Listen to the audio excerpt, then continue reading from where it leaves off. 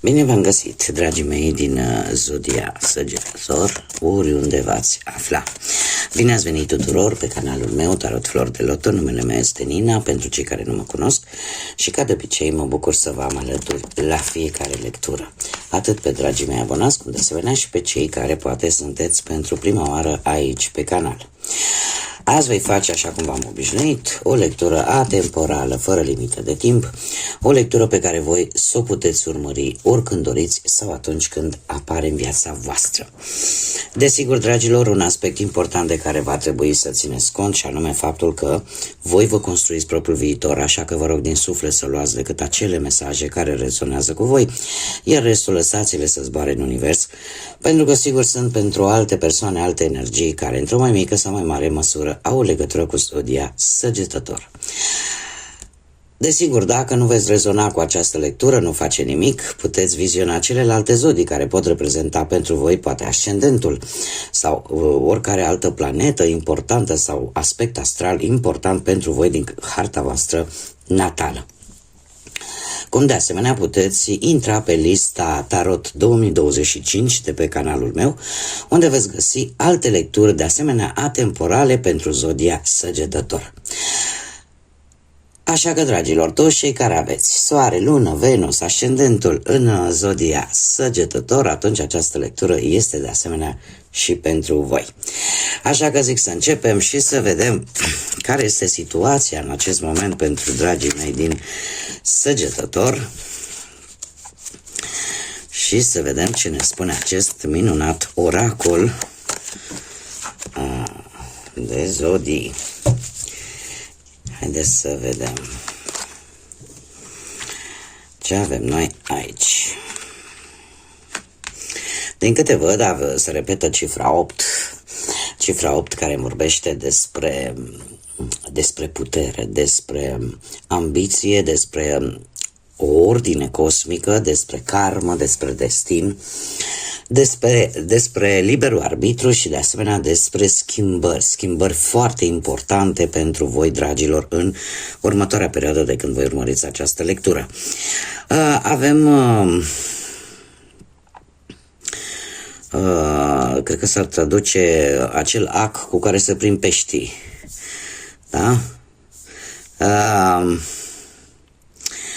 Avem Zodia Vărsător și care îmi vorbește tare mult de faptul că simți nevoia de a nu mai fi încorsetat, legat de o anumită situație, poate de o anumită relație și cumva parcă într-un trecut nu foarte îndepărtat ai simțit nevoia să ieși dintr-o anumită situație, să zicem așa, în care te simțeai un pic prins ca într-o capcană.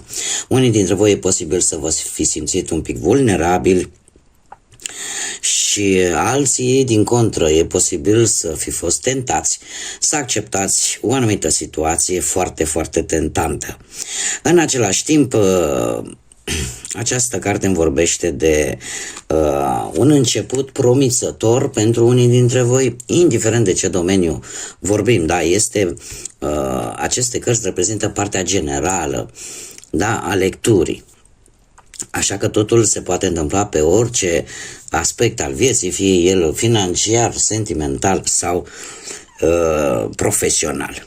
Așa că ați avut unii dintre voi, cum am mai spus, o perioadă în care pur și simplu poate ați simțit nevoia să vă eliberați de ceva sau poate că unii dintre voi a spune că chiar dacă ați fost, poate v-ați simțit, cum am mai spus, vulnerabil, dar totuși îmi vorbește și de un dram de noroc. E posibil ca unii dintre voi chiar să fi prins o ocazie foarte bună pe care nu ați scăpat-o și în felul ăsta ați avut un început tare bun. În prezent, anumite zodii de apă, rac, pești sau scorpion, întruchipate într-o persoană foarte idealistă, foarte emoțională, cumva aveți de-a face cu persoane care pot fi, de exemplu, nu știu, medici sau sfătuitori sau persoane importante pentru voi care poate să vă ajute în dezvoltarea voastră, atât din punct de vedere spiritual, în mod special, cât și din alte aspecte ale vieții. Dacă nu vorbim neapărat de o persoană, se pare că în această perioadă unii dintre voi sunteți un pic mai emoțional decât în mod normal, sunteți mult mai empatici și mult mai intuitivi. Aveți așa niște trăiri foarte profunde și foarte intense. Într-un viitor nu foarte îndepărtat avem de asemenea, se repetă cifra 8 pe care v-am comentat-o încă de la început și avem semnul Capricornului. Un semn care vine cu stabilitate, vine cu o energie stabilă, vine cu istețime, vine cu previziune, da, și cu acea stare de precauție, dar în același timp vine și cu seriozitate. Seriozitate și faptul că vă dedicați foarte mult în realizarea unui anumit plan, unui anumit proiect, în așa fel încât și nu vreți să vă lăsați până nu reușiți, până când acel plan nu va ajunge să fie și real. Avem de asemenea biblioteca. Cartea în sine este biblioteca, care îmi spune că sunteți mult mai avizi de cunoaștere, de informații, căutați foarte multe lucruri, probabil din trecut, sau descoperiți poate anumite documente ascunse, documente de care nu ați știut, sau pur și simplu sunteți un pic mai... vă place mai mult, poate. Da, vă afundați mai mult în lecturi, unii dintre voi, sau chiar poate descoperiți că vreți să scrieți, da, și să vă apucați poate de ceva anume care are legătură cu scrierea, da? Dar în general, per total așa, sunteți în căutare de informații care pe voi vă pot ajuta să avansați și să vă atingeți scopul. Acum haideți să o luăm pe rând și să vedem ce vine pe plan profesional pentru voi, dragilor din Săgetător, în următoarea perioadă. Ce vine pentru dragii mei din Săgetător? Ați avut o perioadă în care ați văzut așa un pic luminița de la capătul tunelului, să zic. Mi se repetă din nou zodia Vărsător, cum am văzut și în cărțile de oracol, și vreau să vă spun că e posibil să fie avut de curând, poate, sau într-un trecut nu foarte îndepărtat, o avansare, sau poate să fie obținut chiar și un job destul de bun pentru voi. Per general, așa, pe planul ăsta al muncii, nu v-ați pierdut speranța și ceva va da de înțeles că, din punct de vedere al carierei, cumva lucrurile merg în direcția bună. În prezent, pe plan profesional, avem un 8 de bâte, care ne vorbește despre un aspect care ție îți va da de înțeles, sau îți dă de înțeles deja că direcția este una bună și că deja încep să se vadă anumite rezultate destul de rapid, la care probabil nici nu te așteptai, sau e posibil să apară noi propuneri de joburi, noi propuneri de afaceri. Cumva ai drum liber către ceea ce tu îți dorești. Chiar dacă și aici trebuie să prestați un pic de atenție. De ce? Pentru că într-un viitor apropiat, totuși toate aceste lucruri e posibil un pic să vă epuizeze de energie cu acest 9 de spade. Unii dintre voi poate e posibil să așteptați un anumit rezultat sau poate un anumit răspuns. Oricum, este un lucru care vine cumva din exterior și care pe voi, din punct de vedere psihic, mai ales mental, vă va afecta, în sensul că o să aveți probabil nopți nedormite sau o să treceți prin anumite temeri, dar lucrul ăsta, această carte în mod special vine și spune, știi, nu trebuie să gândești negativ, pentru că din câte vedem aici, totuși, ți se confirmă că ești pe drumul cel bun, ți se confirmă că lucrurile merg în direcția care trebuie, așa că faptul că te apuci și emani, gândești numai negativ sau ai senzația că dacă se întârzie un pic sau așteptarea este un pic mai lungă, lucrurile nu-ți voi ieși, nu faci altceva decât să atragi energie negativă, așa că sfatul acestei cărți este totuși să gândești pozitiv și să te gândești că trebuie să fii sănătos atât emoțional cât și fizic, da? Pentru că jobul va veni dacă de asta îți faci griji, da? Sau acea înțelegere va veni. Pe plan material, financiar, dragilor, ați avut o perioadă în care, nu știu, poate cineva nu a fost întocmai foarte sincer cu voi, cineva, eu zice, din trecutul vostru, într-o situație relaționată cu bani. Avem un 6 de cupe care despre asta îmi vorbește, despre o situație din trecut, o situație legată poate de moșteniri sau de un anumit împrumut sau de necesitatea ta de a rezolva o anumită problemă ori din trecut, ori faptul că voi aveți, e posibil să fie avut nevoie de un sprijin financiar, numai că din ce văd eu aici, nu ți s-au dat chiar toate informațiile. Și există tentația pentru unii dintre voi să încercați să cereți împrumut, nu știu, la vreo bancă sau orice altă instituție financiară.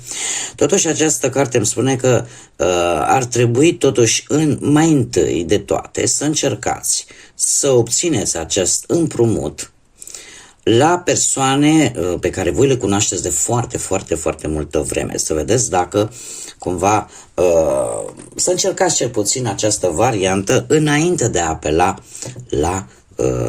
la vreo bancă sau altă instituție financiară. De ce spun acest lucru? Pentru că avem un 10 de bâte, așa că într-un viitor nu foarte îndepărtat e posibil să apară o presiune pe finanțe, da?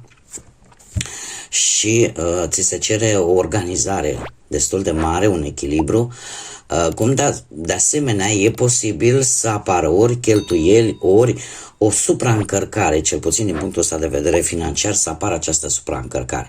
Acum, eu trebuie să vă spun un lucru, tot ce este din trecut și prezent poate să corespundă, dar în funcție ce faceți voi, ce decizii luați voi în acest moment, în momentul prezent, cartea viitorului apropiat se poate schimba.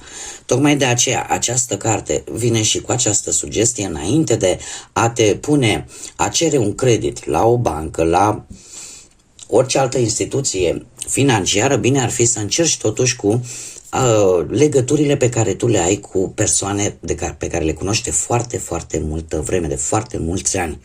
Să încerci această variantă, da? Pentru că alminter se pare că aici va apărea o presiune. Va apărea o presiune din punctul ăsta de vedere al bănuților. Mergem mai departe și haideți să vedem cu dragostea cum stați pentru cei prima oară care sunteți deja angrenați într-o relație. Cei care sunteți angrenați într-o relație, ați avut o perioadă în trecutul nu foarte îndepărtat, cu acest 9 de monede care îmi spune că ați avut o perioadă destul de bună, o perioadă, zice, în care a existat un echilibru în relație, iar în prezent avem nebunul. Nebunul care totuși îmi vorbește de acea tentație de a merge către alte zări. Și trebuie să vă spun că e posibil ca unii dintre voi să fiți într-o relație de o foarte scurtă perioadă de timp. Și se pare că chiar dacă există înțelegere, chiar dacă a existat un echilibru, cumva ori voi, ori persoana voastră are o viziune destul de schimbătoare, o viziune către alte locuri. Eu aș vrea să vă spun că, în general, faptul că arcanul major, nebunul, este guvernat de Uranus, asta îmi spune că ori, nu știu, perechea voastră are un comportament care cumva pe voi vă deranjează și încercați așa să vă eliberați de această relație sau de anumite restricții care posibil să fie apărut în relație, sau pur și simplu vrei să te desprinzi de respectiva relație și să încerci ceva nou.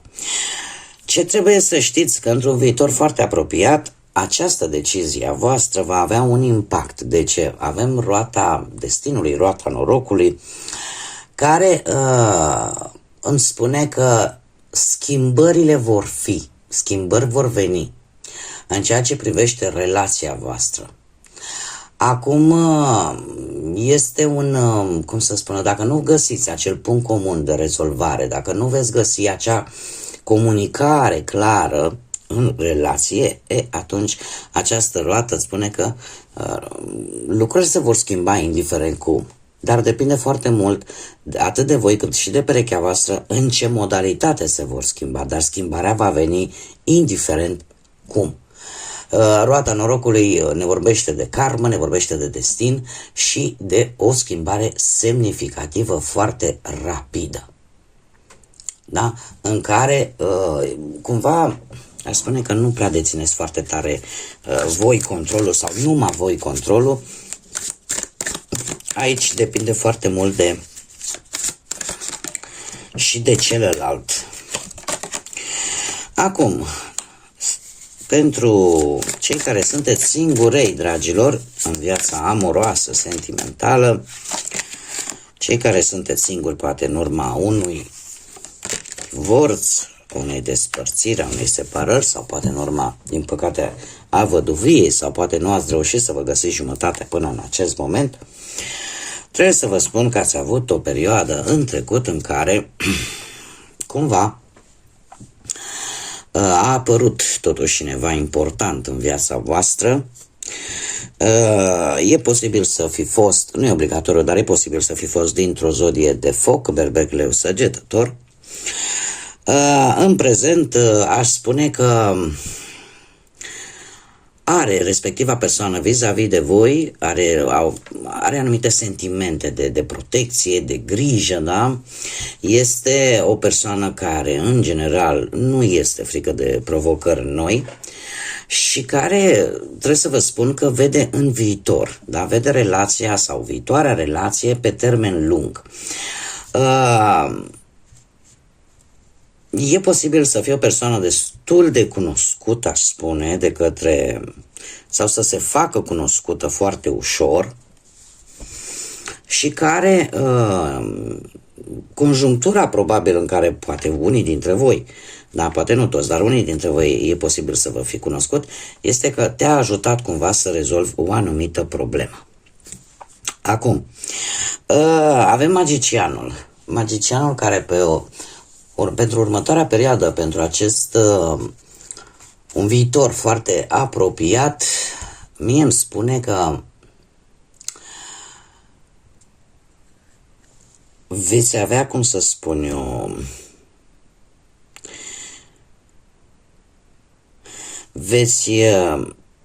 vă veți folosi toate abilitățile voastre, tot ceea ce pe voi vă caracterizează, pentru că voi fiind o zodie de foc, puteți de asemenea să fiți voi. Și să fiți voi cei care simțiți ceva pentru această posibilă relație pe care o puteți avea. Să fiți voi care cum să spun eu, să vă faceți cunoscut și printr-un ajutor pe care îl oferiți unei persoane. Da, poate să fie și acest lucru, tocmai pentru că, sincer să fiu, acum am realizat că, de fapt, acest rege de bâte vă poate reprezenta foarte bine și pe voi fiind o zodie de foc. Iar faptul că, într-un viitor apropiat, avem și magicianul, asta îmi spune că aveți o puternică voință și că, cumva, veți face uz de toate abilitățile voastre, poate pentru a cuceri această persoană sau pentru a-i arăta, de fapt, cât de multe calități aveți. Da? Și veți fi dispuși să mergeți înainte, cum am mai spus, făcând uz de absolut tot ceea ce vă caracterizează pe voi. Acum, care este mesajul pentru voi, dragilor? Și avem un mal necunoscut sau un țărm necunoscut. Și ne spune în felul următor că necunoscutul te așteaptă, pregătește-te să fii provocat. Este un îndemn de a nu-ți fie teamă de necunoscut, de a nu-ți fie teamă de locuri noi, de situații noi, de persoane noi, pentru că de multe ori se întâmplă să avem anumite temeri, anumite frici vis-a-vis de noi situații sau de noi oameni care pot apărea în viața noastră, dar din câte vedem aici se pare că trebuie chiar să te pregătești, pentru că noi provocări, noi întâmplări, noi șanse vin către voi și nu trebuie să vă fie teamă, trebuie să vă, cum să spun eu, cumva trebuie să vă urmați destinul și să redescoperiți aceste locuri noi. Este o caracteristică care vă, cum să spun eu, de fapt este un lucru care vă caracterizează pe voi ca și zodie, voi fiind supranumiți aventurierii zodiacului. De ce? Pentru că aveți acea sete de aventură, de cunoaștere și se pare că pentru voi chiar nu va fi, așa zic eu, cel puțin la modul general, o mare problemă, da? În a descoperi lucruri noi. Așa că nu aveți decât să așteptați această provocare cu mult interes, pentru că este ceva care pe voi vă ajută să avansați. Bun, dragilor, aceasta a fost lectura pentru voi. Eu vă mulțumesc pentru atenție. Mulțumesc tuturor pentru sprijin, pentru suportul acestui canal, acestui proiect. Vă aștept cu mare interes pe toți cei care încă nu v-ați abonat și poate ați rezonat sau poate v-a plăcut pur și simplu. Eu vă invit și vă aștept cu mare drag să vă abonați. Este gratuit, la fel ca absolut orice, și like-urile și comentariile și distribuirile, dar nu vă costă absolut nimic. Și de asemenea, dacă ați rezonat, dacă v-a plăcut, nu uitați de like-uri, care sunt foarte importante în dezvoltarea acestui canal și pentru care eu vă mulțumesc din suflet, cum de asemenea, desigur, puteți lăsa comentarii sau să distribuiți pentru a ajunge și la alte persoane. Până data viitoare, când ne vom reîntâlni, numai bine vă doresc, să aveți pace și liniște în suflete și în gânduri și fie ca ce e mai bun să se îndrepte către voi. Așa că, dragilor, până la o nouă lectură, ca de obicei, să fiți iubiți!